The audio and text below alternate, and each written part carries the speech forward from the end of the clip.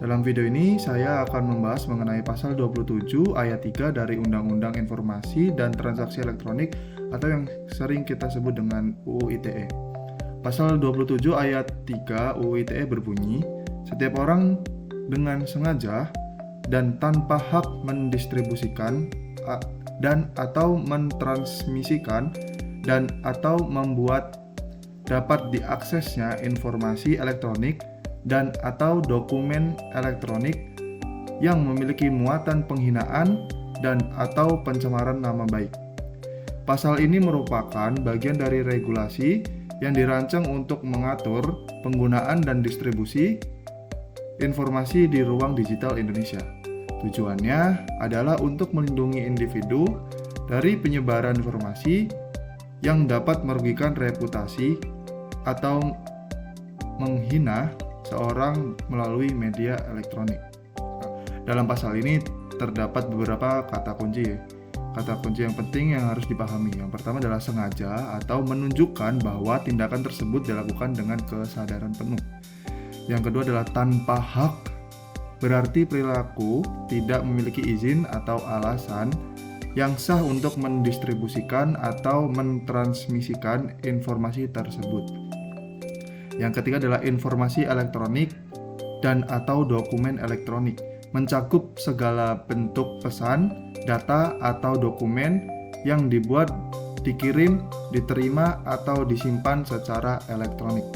Yang keempat adalah muatan penghinaan dan atau pencemaran nama baik, menandakan bahwa isi dari informasi atau dokumen tersebut mengandung unsur yang dapat merendahkan martabat atau merusak reputasi seseorang. Pelanggaran terhadap pasal ini dapat mengakibatkan sanksi hukum yang serius, termasuk kemungkinan hukuman penjara dan denda. Demikianlah penjelasan singkat mengenai pasal 27 ayat 3 Undang-Undang ITE. Pasal ini memiliki pesan penting dalam menjaga integritas informasi dan melindungi hak-hak individu di era digital.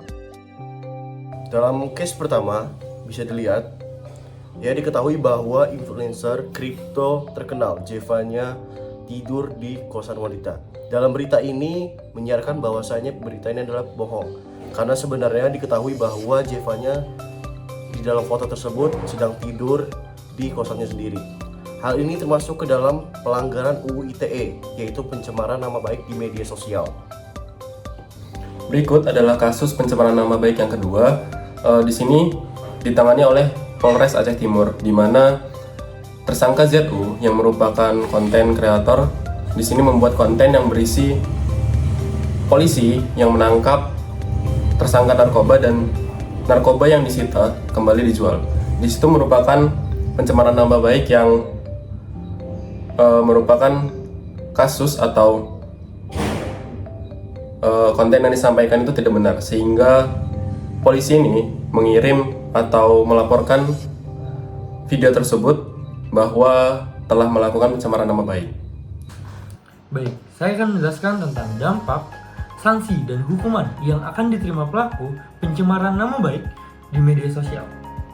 Menurut Undang-Undang Informasi dan Transaksi Elektronik atau yang kita kenal dengan UU ITE, jerat pasal pencemaran nama baik di media sosial merujuk pada pasal 27 ayat 3 Undang-Undang Informasi dan Transaksi Elektronik UU ITE junto pasal 45 ayat 3 Undang-Undang Nomor 19 Tahun 2016 yang mengatur setiap orang dengan sengaja dan tanpa hak mendistribusikan dan atau mentransmisikan dan atau membuat dapat diaksesnya informasi elektronik dan atau dokumen elektronik yang memiliki muatan penghinaan dan atau pencemaran nama baik dipidana paling lama 4 tahun dan atau denda paling banyak 750 juta rupiah.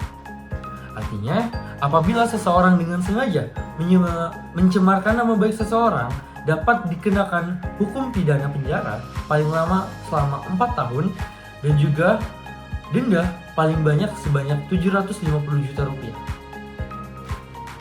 Kemudian, terdapat larangan menyebarkan informasi yang bertujuan untuk menimbulkan kebencian berdasarkan sara atau suku, agama, ras, dan antar golongan.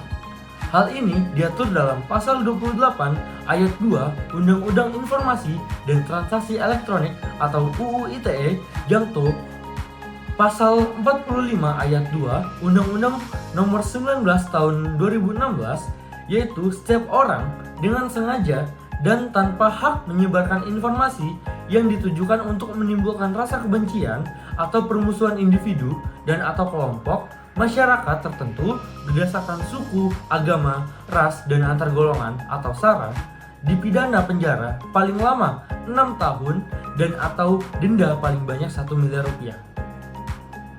Dapat disimpulkan bahwa seseorang dengan sengaja untuk mengadu domba orang lain atau kelompok lain dengan membawa unsur SARA atau suku, agama, ras, dan antar golongan dapat mendapatkan tindak pidana penjara selama paling lama 6 tahun penjara dan atau denda paling banyak 1 miliar rupiah.